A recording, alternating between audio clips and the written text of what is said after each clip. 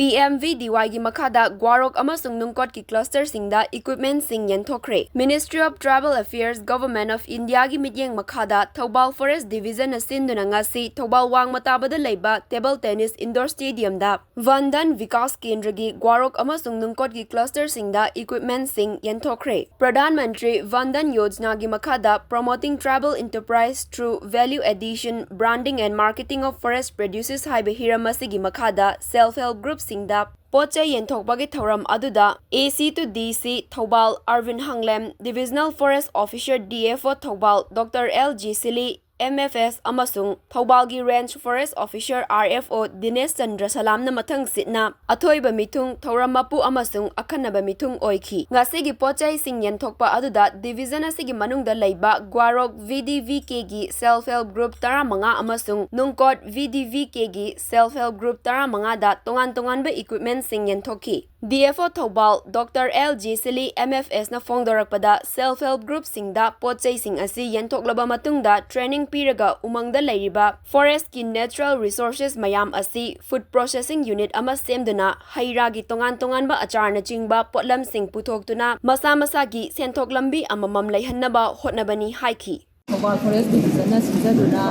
Vandan Vikas Kendra gi Makhada distribution of equipments self help group mayamda Yenthokhre self help group singda ngasagi training piraba matungda masana sustainably the forest NPAP forest produce the year survey ba achar yati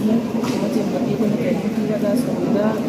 livelihood investment of the mata